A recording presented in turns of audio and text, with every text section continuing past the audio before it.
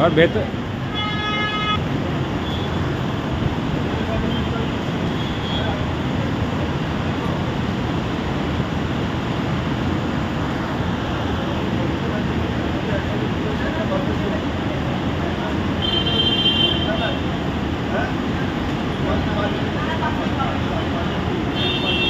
11 সাল থেকে সাইক্লিং করছি। একটা উদ্দেশ্য যেটা সেটা হলো মানুষকে বৃক্ষরোপণ সম্বন্ধে সচেতন করা। একজন মানুষ একা হিসেবে, কোনো সংগঠিত দল হিসেবে নয়, একা হিসেবে পরিবেশের জন্য কি করতে পারে, একটা গাছ লাগিয়ে তাকে বড় করে তুলতে পারে। এই বার্তাটা প্রচারের জন্যই আমার এই সাইকেল যাত্রা। এক এক করে 20টা দেশ এখন পর্যন্ত যাত্রা করে এখন চলেছি আগামীকাল 5ই জুলাই 2024 সাইবেরিয়ার উদ্দেশ্যে। শুরু হবে রাশিয়ার সেন্ট পিটার্সবার্গ থেকে সাইক্লিং। কলকাতা থেকে আমি ফ্লাইটে আমার সাইকেলকে তুলে নিয়ে গিয়ে নামবো সেন্ট পিটার্সবার্গে। ওখান থেকে মস্কো হয়ে আস্তে আস্তে পূর্ব দিকে যাত্রা। মাঝে পড়বে কাজাখস্তান, মঙ্গোলিয়া। তারপরে রাশিয়ার অংশ শেষ করে জাপানে পৌঁছে ওখানে কিছু কাজকর্ম করে, কাজই বলছি এটাকে, প্রচার একটা বৃক্ষরোপণের করে টোকিও থেকে আবার আমার নিজের দেশে ভারতবর্ষে ফিরে আসে। মোটামুটি 3 মাসের কাছাকাছি একটা সময় লাগবে বলে মনে হয়। এর মাঝখানে রাস্তায় যে স্কুল, কলেজ, ইউনিভার্সিটি, কোনো কালচারাল অর্গানাইজেশন, স্পোর্টস ক্লাব যে করবে, সেখানে আমার একটা 20 মিনিটের প্রেজেন্টেশন থাকে। আগে থেকে প্রস্তুতি কিছু থাকে না বা বলা থাকে না, হঠাৎ করে পৌঁছে গিয়ে অনুরোধ করি। তাতে করে এখন পর্যন্ত সব জায়গাতেই পারমিশন পেয়েছি, প্রেজেন্টেশন দেখা যায়। উদ্দেশ্য একটাই, সারা জীবনে অন্তত একটি গাছ লাগান এবং তাকে বড় করে তুলুন, এই বার্তা প্রচার, এবং তার সাথে সাথে নিজে যতটা সম্ভব গাছ লাগান। ব্যাপার কত দিন ধরে কাজটা করছেন এবং কিরকম খারাপ? 2011 সাল থেকে শুরু করেছি। প্রথম আমার ক্লাব সোনারপুর আরোহীর সঙ্গে বাংলাদেশ গেছিলাম 4 জনে মিলে। তখনই আমার মনে হয়েছিল যে সাইকেল হচ্ছে একটা মাধ্যম যাতে করে আমি সাধারণ মানুষের কাছাকাছি পৌঁছাতে পারবো এবং আমার যে উদ্দেশ্য নিয়ে যাত্রা থাকবে সেটা সফল হতে পারবে।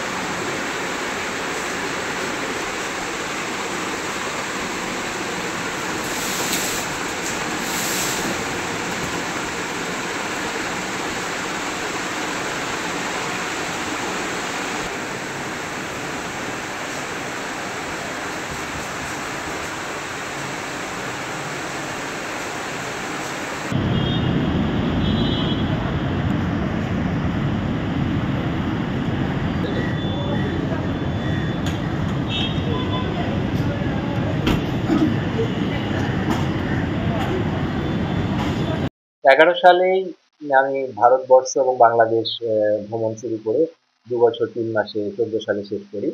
তারপর ইউরোপের 6টা দেশ, ক্রমে ক্রমে তারপর দক্ষিণ পূর্ব এশিয়ার 7টা দেশ, আফ্রিকার 6টা দেশ আমি যাত্রা করেছি সাইকেলে করে। এখন চলেছি সাইবেরিয়ার দিকে। এটা 2011 সাল থেকে চলছে পার্টে পার্ট। আর এছাড়া এই সাইকেল অভিযান থাকে বছরে 3-4 মাসে। বাকি সময়টা আমি গ্রামে থাকি, বীরভূম জেলার সাঁইথিয়ার কাছে গৌরনগর গ্রাম।